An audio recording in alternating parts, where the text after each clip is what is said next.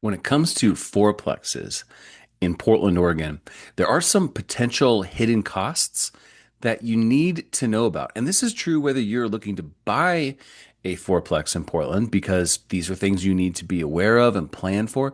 But even as the seller of a fourplex, some of these hidden costs may have snuck up on you a little bit.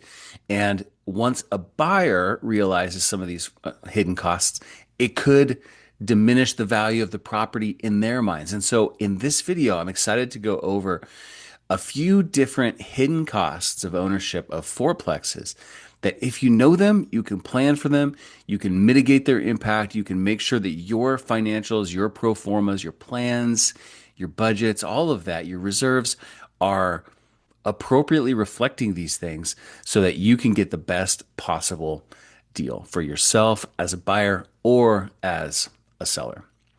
Now, these hidden costs can come in the form often of money, right? That's kind of what a cost primarily is, but it could come in the form of time and energy. And I would argue that's very valid as a cost as well, because this is your time. This is your energy that you're going to be spending, right? We do use the word spend with time and energy. You're going to be spending time and energy on these things. And even if you don't spend your own time and energy in the form of property management, you will be paying somebody else who will be spending some time and energy on these things. And ultimately, if they're spending time and energy on these things, then it's going to come back to you one way or the other as a cost. So we're going to be talking about the costs that will hit your pocketbook directly, and then the costs that will hit your pocketbook indirectly as well. So the first thing that I want to talk to you about, the first hidden cost, is what we call a house electric meter. So first of all, let me just clarify. You might say, we're talking about a fourplex. Why are you mentioning a house?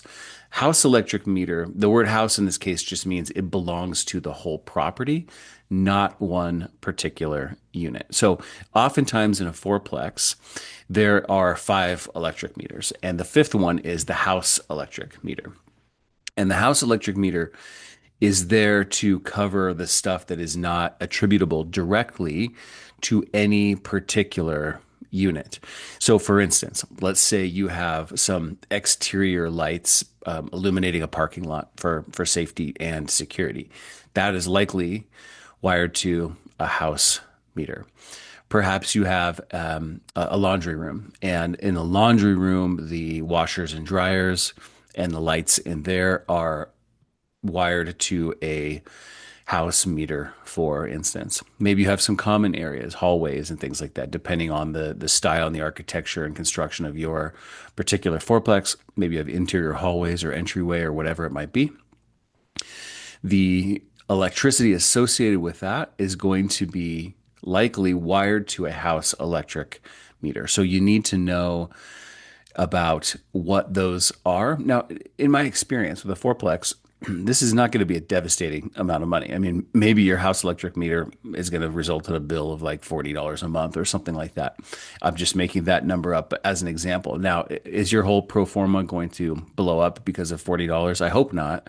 And I don't think so. But it is not, a pleasant thing to find out when you weren't expecting it. So, hidden cost number one is a house electric meter. Just make sure you know what that's going to be and plan for it. Our second hidden cost is going to be landscaping. Now, why is this different in a fourplex than it is in maybe a single family home rental? Well, in a single family home rental, and I would argue maybe even a duplex as well, it's more clear who is in charge of landscaping. At a single family home, the tenant is going to be by default in charge of landscaping unless the landlord chooses to do the landscaping themselves, which is also possible. It's obvious that that responsibility is assignable to that particular tenant. But in the case of a fourplex, most of the landscaping, most of the grounds are not specifically assigned to a particular tenant. And so landscaping in general is going to be on the shoulders of the owner. And again, maybe this is an example of a cost that you bear primarily with your own energy. Maybe you like doing landscaping. Maybe you don't. In my own case, I'll tell you absolutely, I have seen the importance of maintaining landscaping, and I've seen how quickly it can diminish and sort of fall apart if I put it in the hands of tenants. And it just things don't go well. So even though it's a cost to me of, maybe $150 a month on average, more so during the summer, of course, or actually I should say more so during the spring than the dead of winter, for instance, it's something that's important to me. So landscaping costs are going to be a major thing. I guess you could choose to not spend time, energy, or money on landscaping, but I would tell you without a doubt that is a short-sighted decision because ultimately the overall curb appeal and the aesthetics of the property are going to diminish, and you don't really want that happening. You'll be spending money to make it look good later if you don't keep up the landscaping. Now, you can, and I would argue should, be thoughtful about how you design the landscaping so that it's not as expensive to maintain, right? For instance, if you had 90% of your landscaping as grass, there are some benefits to that, certainly. I love grass, but as a maintenance issue, grass needs cutting on a pretty regular basis. And in Portland, in May, we're talking you're mowing that grass all the time because it's so wet and it's the perfect growing season, and you're going to be maintaining that a lot. However, if you have some more like native landscaping and some bushes and plants and bark and things like that, it's going to be a little bit easier. Maybe you get by with like a monthly visit from a landscaper rather than a weekly type of visit. So landscaping is definitely something to think about. I see landscaping being omitted from pro formas all the time. And I just have as a buyer myself, I have to add it back because I know I'm going to be spending that money because I'm a proactive manager of my properties, and I do not want the landscaping to slip because it will cost me rents in the future because my property won't be as attractive. It will cost me, re-landscaping costs in the future, and that's a big problem. So we want to keep up the landscaping, but that could easily be a hidden cost for you. The third hidden cost that I wanted to talk with you about is also a house metered topic, and this is house metered water and sewer utility costs. So in Portland, our water and sewer bills are one and the same. You can see on the bill a little bit how it's itemized between water and sewer, but it's all one bill. It comes quarterly, and the quarterly nature of it actually could be a little challenging for you too, because out of sight, out of mind. Sometimes if you're getting a monthly bill for your house electric, it's easy to say, oh, that was $40 this month. It was 42 this last month, whatever. You can kind of keep up on that. When you don't get a bill all the time, every month from the City of Portland Water and Sewer Division, it can sneak up on you. And 3 months of a water sewer bill for a fourplex can be a big, a big number. And so you get it, and you might freak out just a little bit and say, "Oh my God, how did I miss this?" Well, you got 4 units using water, maybe a fifth unit using water, which could be the washers and dryers you have on site if you have a separate laundry room. And this bill suddenly is, $800 or something, and you're very concerned because you weren't planning for this appropriately. So, house metered water, sewer, utility costs. It is, in my experience, pretty rare to find a fourplex in Portland that has separate water and sewer meters. Now, if it was built like last year, that probably is the case. But most of our fourplexes are not quite that new. They are older products, and so they're going to have one water sewer bill that's going to come straight to you, and it's going to cover everybody.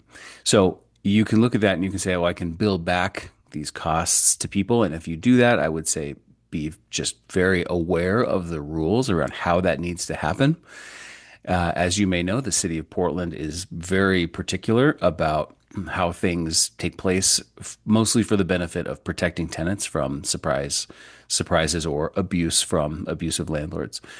And so the way that you bill a tenant back for water and sewer is not a just willy-nilly process. There's documentation and there's all sorts of stuff you need to do correctly. You could, and this is at this moment in time what I do, I just build these water sewer costs into my rents so that I don't have to deal with the complexity and risk of bill backs and doing it wrong inadvertently and screwing up and getting fined or something along those lines. So we build these prices, these costs into our rents. It is also possible, very unlikely, but possible, you might find a property that has one kind of house meter, but then there's some technology that has been implemented that kind of creates almost a sub metering system per unit. Like I said, I think that's very uncommon, but it is possible.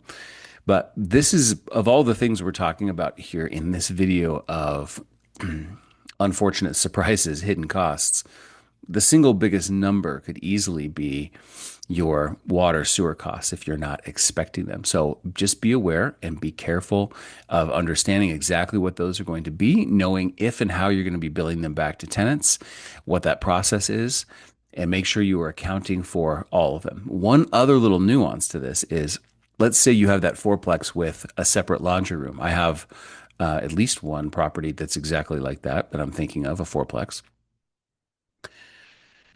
The theoretically, it's not 25% of the water bill that's really going to each tenant. It's probably 20% of the water bill that's going to each tenant. And then the other 20% is probably attributable to the laundry room. And so when people are paying the coin op fees to use those laundry machines, they are paying in some ways for the water and sewer and electricity, but we're talking about water and sewer now of using those machines. So if you are going to do bill backs and you have this fifth space that draws water, like a laundry room, you certainly need to be aware of that and account for that accurately also. Hidden cost number 4 will not apply to everybody, but it will apply to those properties that have parking lots. I have fourplexes with parking lots. I have fourplexes without parking lots as well. And it depends on kind of where in town the property is. A lot of our inner east side, for instance, fourplex stock is infill properties. A lot of it is converted properties that were perhaps home or houses at one time and have been converted to fourplexes. Those properties are not likely to have parking lots because it just wasn't planned for when these properties were built potentially 100 years ago. But just a couple blocks away, I do have a fourplex. I'm picturing one of my properties that has no parking lot. And I'm picturing one of my properties that's just a few blocks away that absolutely has a parking lot, and that has to do with when it was built. The one with the parking lot was from the 70s, when the car culture and the need for a parking lot was probably very obvious at that point. So in this case, when I bought this property, the one of the very first things we had to do was we had to kind of resurface the parking lot. There was a patch of parking lot that was in bad shape from a sewer repair. The whole thing needed to be seal coated. It all just needed to be maintained. I have a listing client right now. We're selling a fourplex, and one of the critical things we had to do to get it ready for the market was to have the parking lot seal coated and have the parking lot restriped so it was really clear as to what parking spaces are what and where they start and end, so you can get the right amount of cars in there, and labeled even with the units that apply to each one, which one is a visitor's parking spot. So all of those things are not free. I would say a benefit of parking lot maintenance is it also helps the curb appeal of your property almost every time. I mean, it's kind of like painting a house. Painting a fourplex makes the fourplex look fresh. And this seal coating, for instance, as a bit of parking lot maintenance, kind of feels like it serves a real functional purpose too, but it kind of makes things look like, oh, we just painted the parking lot and now it looks nice and fresh. And the striping exactly as well. So in this particular case, parking lot maintenance will be something that you can stay up on, or it's something you can catch up on later. But I would recommend, like landscaping, it's maybe not quite as timely as landscaping, but I would recommend staying up on it rather than having it become a problem and that you then need to fix later. Hidden cost number 5 is Common area cleaning. Now, again, this won't apply to everybody or every property, but it will apply to a lot of properties. Now, what does common area cleaning mean? Well, let's say that if your property is just a box and there's four doors on the outside of the box, there's not going to be common areas inside. However, you might have, on a simple example, a property with two doors on the main floor and then two doors that are up a stairwell. And that stairwell is then common space. And that stairwell is going to get dirty. People are going to track stuff in there. Leaves are going to blow in there, whatever it's going to be.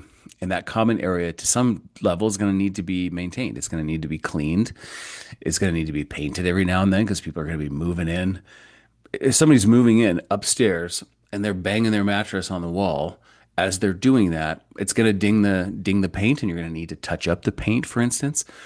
That's common area maintenance that you can't really, quote, blame that on a particular person. It's just the wear and tear of a common space that everybody uses.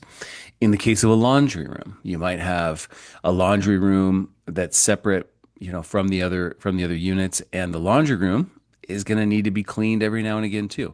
It's going to need to be swept up. It's going to need to have miscellaneous items, taken out. It's going to need to be mopped or whatever. It's going to need to be painted every now and then, and just sort of overall maintained. So in a fourplex, again, in Portland, you're going to see lots of different construction styles. I have a over 100-year-old property that's a fourplex myself, that two of the units are upstairs, and there's a nice wooden, it's a really beautiful staircase that leads up to them. But all of that needs to be maintained. Somebody has to go over with a Swiffer every week or two and kind of clean up the stairs and make sure that they don't get too dusty and that they still look nice and everything, as well as common area maintenance of laundry services and things like that. So, common area cleaning, again, maybe you just choose to do this yourself. So, it's more of maybe a cost of time and energy. And that's completely fine, but it's still a cost in the sense that you are going to be spending something, time and energy or money, to make sure that this reasonably important element of your plan is upheld. And the final hidden cost I wanted to talk with you about today is irrigation system servicing. Now, once again, this might not apply to all properties.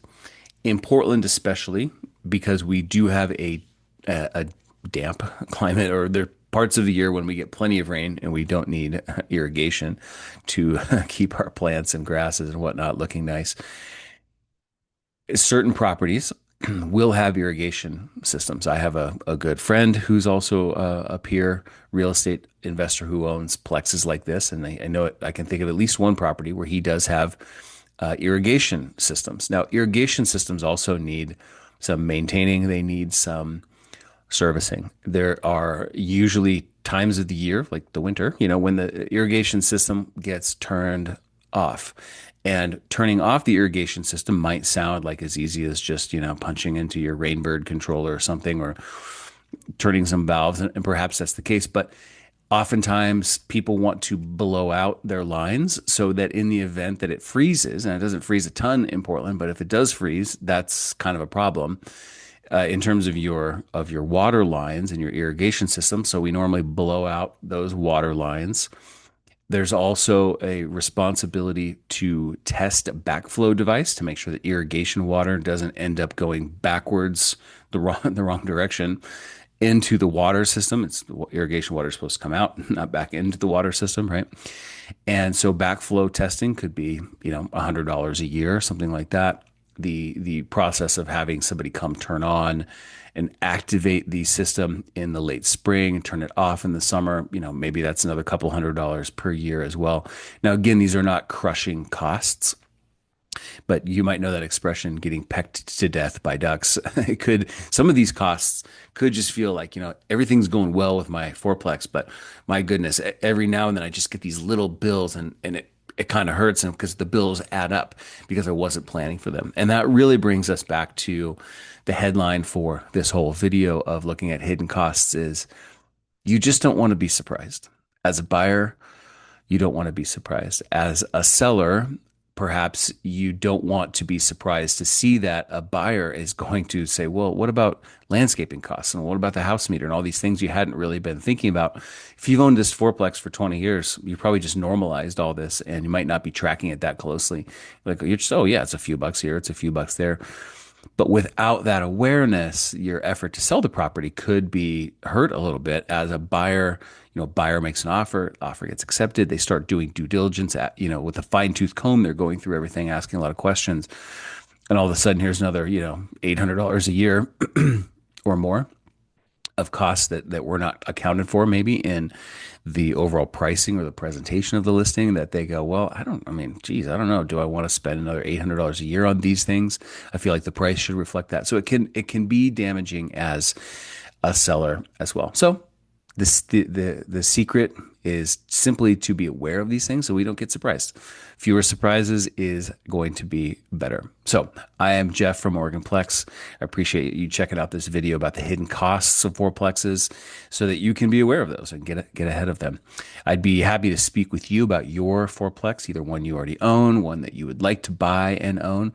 You can call me, text me anytime, 503-869-7303, or send me an email. Check out my website, jeff@oregonplex.com. And I will see you in our next video where we'll keep talking about duplexes, triplexes, and fourplexes in Oregon. Take care.